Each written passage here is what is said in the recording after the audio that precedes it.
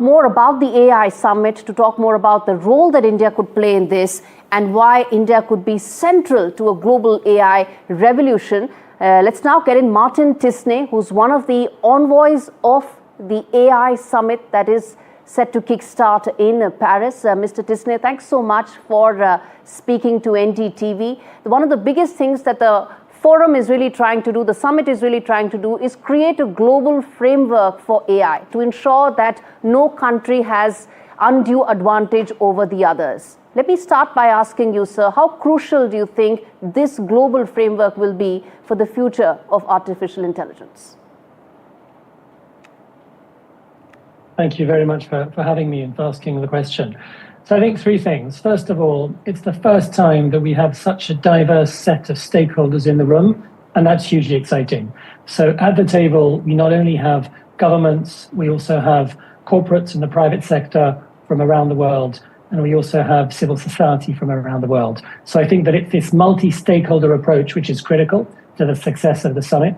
The second one is that the summit not only focuses on the potential harms from artificial intelligence, which was the focus of the first summit in the United Kingdom, it also focuses on the opportunities. So it's really looking at the two sides of the coin here. And I firmly believe that in order to unleash the potential of AI, we need to look at both. We need to look at how we unlock opportunities and at the same time, how we minimize harms. And the third piece is that the summit is based on concrete deliverables, actions. It's the AI Action Summit, and we will be announcing those on Tuesday after the closing session.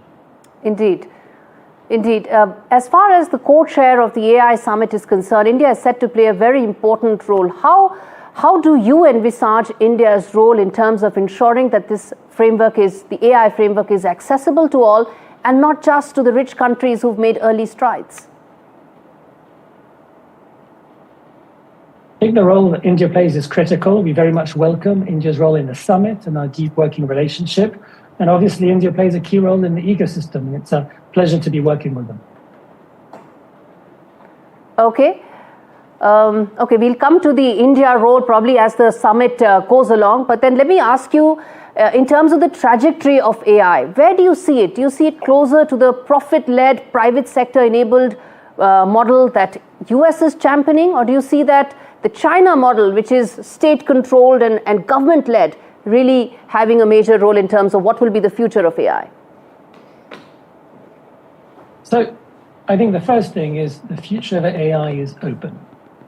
It's not private or public. I firmly believe that it's both. To do this, we need three things. We need to share data. I think that the bottleneck in artificial intelligence increasingly will become data as much as compute, if not more. And when it comes to sharing, accessing data, the state plays a very important role. So that's the first piece. The second one is, in this point of the future being open, I think the open source AI ecosystem is critical. That is an ecosystem that needs support in order to be resilient. And that is an area where both the public and the private spheres play critical roles. And the third one is the participation of citizens. I think that is really important. I'll give you a concrete example when it comes to AI in healthcare and sharing sensitive health data. We need to be working with patient data organizations, for example. And again, that's at the intersection of the public and the private sphere. So I think that it's a combination of both.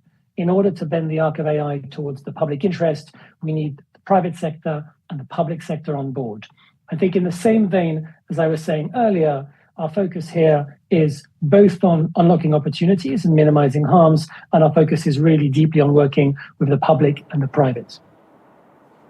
Mr. Tisney, you spoke about opportunities at the beginning of this interview. How do we ensure that countries do not miss any opportunities, particularly when it comes to resolving social problems? You know, you're very passionate about cancer, you spoke about that, and also to ensure that there's no fragmentation of public interest AI. Thank you for asking a good question. I think the fragmentation of the field is one of the challenges that we faced when I started this appointment as thematic envoy a year ago. That was one of my key focuses. And the focus there was, how do we reach scale in these areas? And the conclusion is we need to focus on the enabling environment. We need to focus on the ecosystem before looking at particular projects.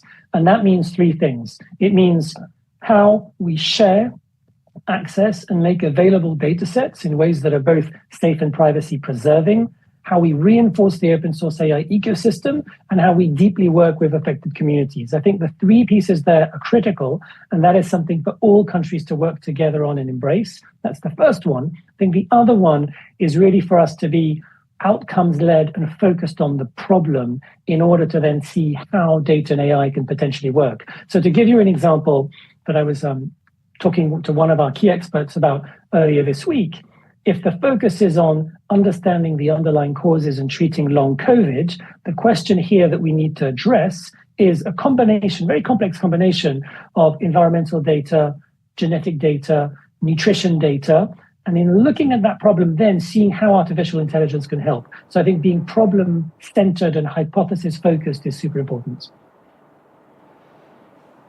So global leaders are meeting at Paris to try and find collective solutions that AI can enable for nations. How far away are we from government incubating such solutions that can be scaled across the world? So I think we're close. I see a key role for governments around data. I call that the public interest advantage. Money can buy compute. It often can't buy data.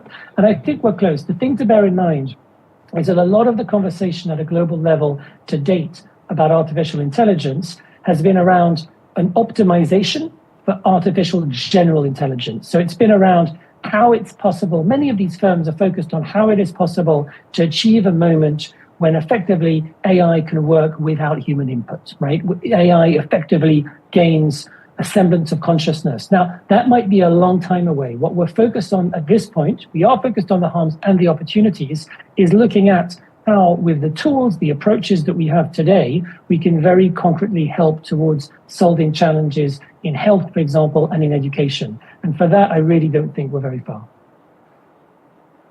Okay. You are one of the envoys of this summit. What are your expectations from this summit, and how do you think the outcomes will really reshape the world's global AI journey? Look, I'm excited about us focusing on collaboration in artificial intelligence rather than competition. I think we're at a key moment in the AI market. The AI market is shape-shifting. I think what's happened over the past few weeks, and we were expecting this with open models, so the ability to have models that are open, that anyone can use and tool with, I think that's a huge opportunity for the public interest and one to seize. I think the summit comes at this critical juncture where the AI market could go one of two ways. One of them is a real focus around proprietary models, where effectively you're paying to have access to the model, or a focus, an open focus, where the value is in distribution and the value is in services. And this is firmly where I think we can and should be going. So the expectation for me for the summit is that we are bending the arc of artificial intelligence in that direction. And I will really look out in that vein for announcements on Tuesday related to public interest AI. I think we have a big opportunity.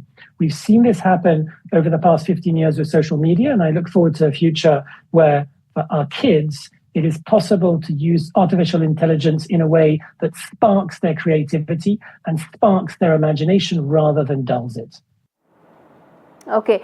Before we wrap this up, Mr. Tisne, I have to ask you this question about resources. How big a constraint do you see that for some of the developing countries to really harness AI's full potential? I firmly believe that the world is not divided between AI givers and AI takers. I think collaboration is the way forward. And one of the key initiatives which we will be announcing, one of the key partnerships we'll be announcing on Tuesday, will be the creation of a financial, a funding vehicle to really enable these public interest partnerships to thrive globally, collectively, between countries, between the private sector, government, and civil society on a very different scale than we've seen to date. So I'm optimistic. All right. That's always a great note to end the conversation. Thank you so much.